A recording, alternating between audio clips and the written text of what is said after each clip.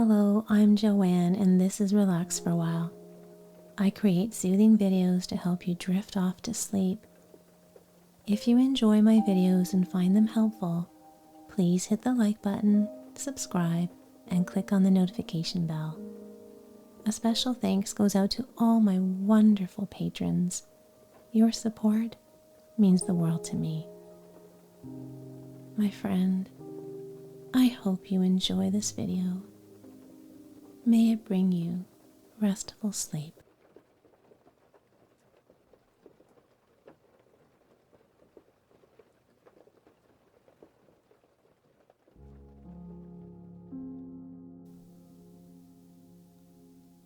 Tonight I will be reading a Chinese tale called The Magic Brocade from the picture book A Tale of China.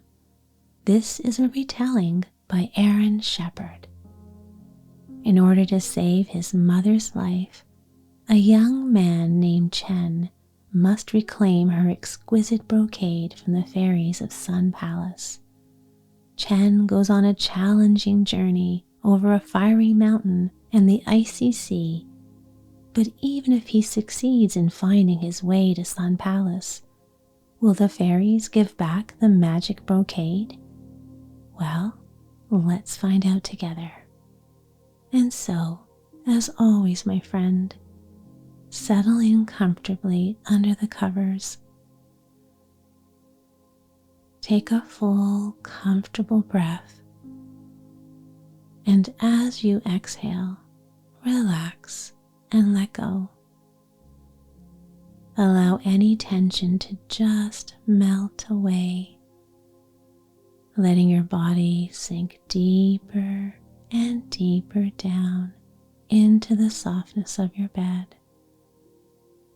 There is nothing else to do and nowhere else to be, so just lay back, relax, and enjoy the story.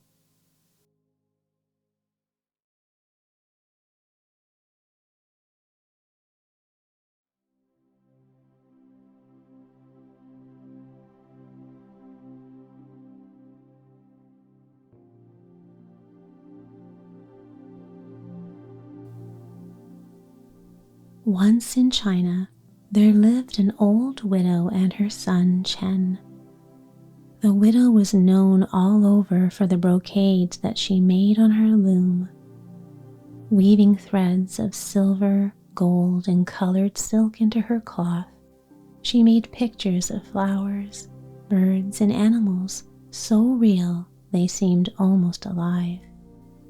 People said there were no brocades finer than the ones the widow wove.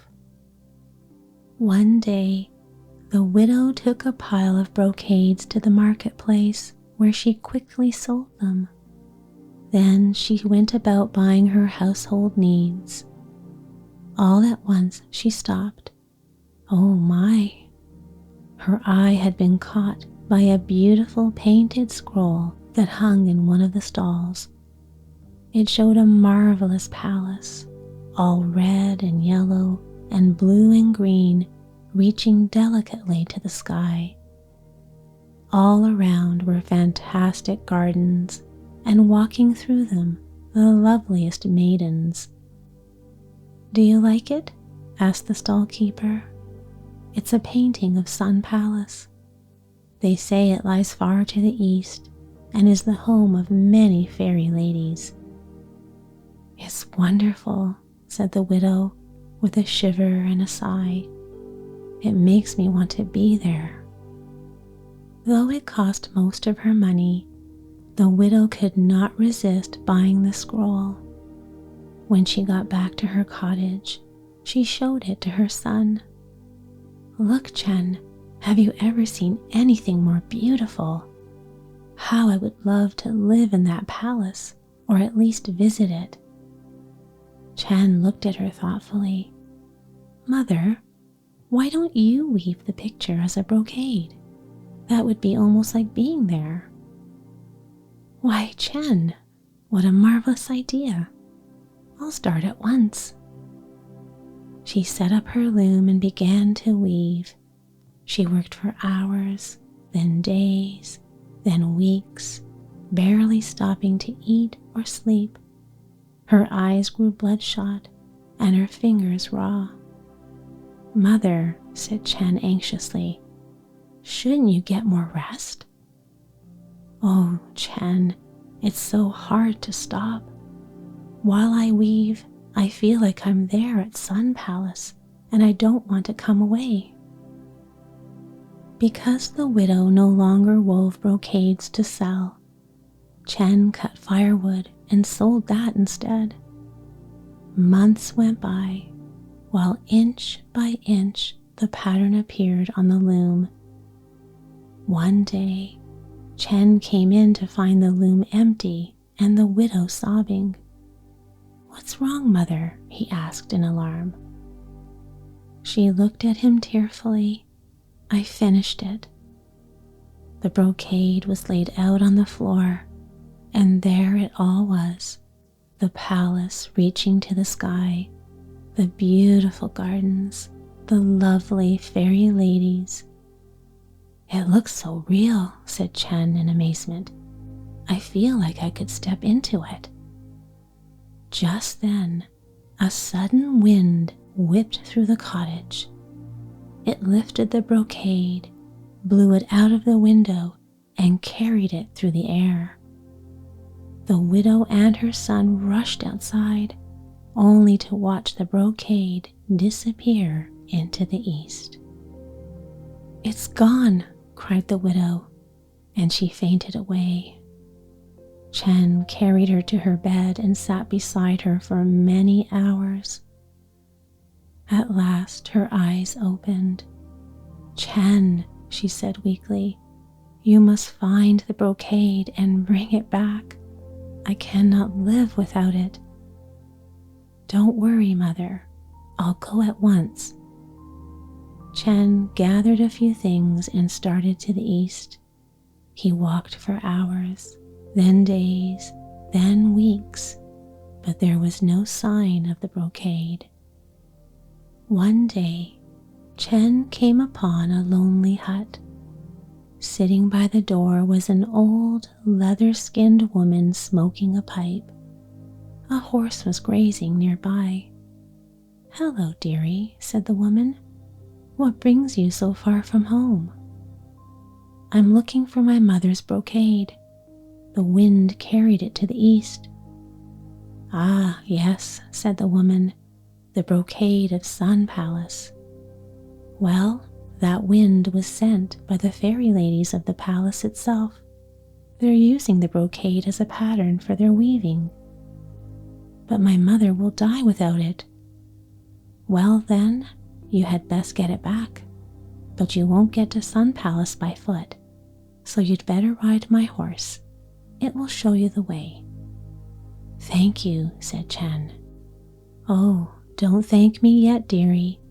Between here and there, you must pass through the flames of Fiery Mountain. If you make a single sound of complaint, you'll be burnt to ashes. After that, you must cross the icy sea. The smallest word of discontent, and you'll be frozen solid. Do you still want to go?" "I must get back my mother's brocade." "Good boy. Take the horse and go." Chen climbed on, and the horse broke into a gallop. Before long, they came to a mountain all on fire. Without missing a step, the horse started up the slope, leaping through the flames. Chen felt the fire singe his skin, but he bit his lip and made not a sound. At last, they came down the other side. When they left the flames behind, Chen was surprised to find that his burns were gone. A little later, they came to a sea filled with great chunks of ice. Without pausing a moment, the horse began leaping from one ice floe to another. Waves showered them with icy spray so that Chen was soaked and shivering, but he held his tongue and said not a word. Finally, they reached the far shore.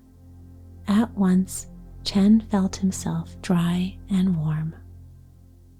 It wasn't long then till they came to Sun Palace. It looked just like his mother's brocade. He rode to the entrance, sprang from the horse, and hurried into a huge hall. Sitting there at looms were dozens of fairy ladies who turned to stare at him, then whispered to each other excitedly. On each loom was a copy of his mother's brocade, and the brocade itself hung in the center of the room. A lady near the door rose from her loom to meet him. "My name is Lien, and I welcome you. You are the first mortal ever to reach our palace. What good fortune brings you here?" The fairy was so beautiful that for a moment Chen could only stare. Lien gazed shyly downward. "Dear lady, I have come for my mother's brocade." "So you are the widow's son. How we admire that brocade. None of us have been able to match it. We wish to keep it here till we can. But I must bring it home or my mother will die." Lien looked alarmed, and a flurry of whispers arose in the room. She stepped away to speak softly with several others, then returned to Chen. "We surely must not let that happen to her. Only let us keep the brocade for the rest of the day so we can try to finish our own. Tomorrow you may take it back with you." "Thank you, dear lady," said Chen. The fairies worked busily to finish their brocades. Chen sat near Lien at her loom. As she wove, he told her about his life in the human world, and she told him about hers at Sun Palace. Many smiles and glances passed between them. When darkness fell, the fairies worked on by the light of a magic pearl. At last, Chen's eyes would stay open no longer, and he drifted to sleep on his chair. One by one, the fairies finished or left off and went out of the hall. Lien was the last one there, and it was almost dawn when she was done. She cut her brocade from the loom and held it beside the widow's. She sighed. "Mine is good, but the widow's is still better. If only she could come and teach us herself." Then Lien had an idea. With needle and thread, she embroidered a small image onto the widow's brocade, an image of herself on the palace steps. She softly said a spell. Then she left the hall with a last long smiling gaze at Chen. When Chen woke up, the sun was just rising. He looked around the hall for Lien, but saw no one. Though he longed to find her to say goodbye, he told himself, "I must not waste a moment." He rolled up his mother's brocade, rushed from the hall, and jumped onto the horse. Back he raced across the icy sea and over the fiery mountain. When he reached the old woman's hut, she was standing there waiting for him. "Hurry, Chen, your mother is dying. Put on these shoes or you'll never get there in time." Chen put them on. 1 step, 2, 3, then he was racing over the countryside faster than he could believe possible. In no time, he was home. He rushed into the cottage and found the widow in bed, pale and quiet. "Mother." Her eyes opened slowly.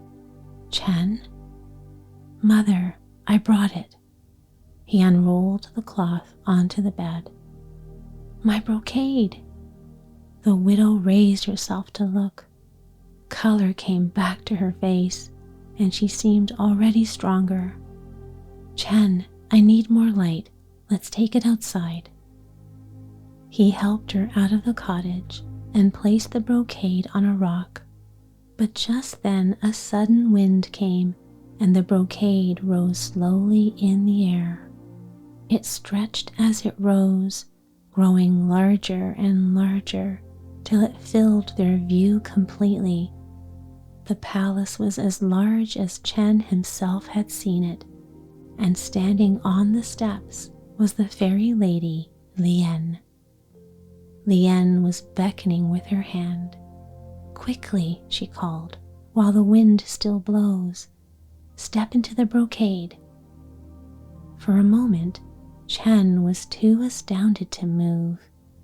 Then he took hold of his mother's arm, and together they stepped forward. There was a shimmering, and there they stood before Sun Palace. Lien rushed up to them, and the other fairies gathered around. She said to the widow, "Welcome, honored one. If it pleases you, we wish you to live with us and teach us the secrets of your craft." "Nothing could please me more," cried the widow. "But, Chen, is it all right with you?" Chen looked in Lien's eyes and smiled. "Yes, mother, it's just fine with me." So the widow became teacher to the fairies, and Chen became husband to Lien. And people say there are no brocades finer than the ones they weave at Sun Palace. And as this lovely tale now slowly comes to an end, a dreamy, slumberous feeling begins to sweep over you. That's right. Waves of drowsiness sweeping down from the top of your head and down, all the way down to the bottoms of your feet. That's it. A sleepy, dreamy feeling filling you and surrounding you, and it feels wonderful. Yes, it feels safe, and you feel completely at ease, all wrapped up in this feeling of peaceful slumber. And the more at ease you feel, the sleepier and sleepier you become, and the easier and easier it is to just let go into this wonderful feeling of drifting down, all the way down into a sound and restful sleep. A sound and restful sleep. And every time you listen to this story, it will become easier and easier to drift off to sleep. That's right. Every time you hear my voice, you will feel even more relaxed, 10 times more relaxed than before.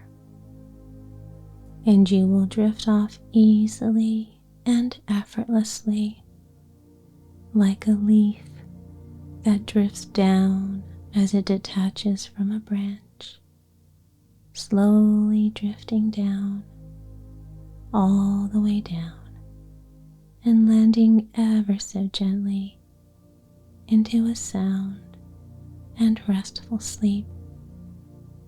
And you will sleep all through the night, and you will awaken feeling fully refreshed and ready for a brand new day, feeling peaceful, feeling relaxed, feeling wonderful in every way as you continue to drift down, down, all the way down into a sound and restful sleep.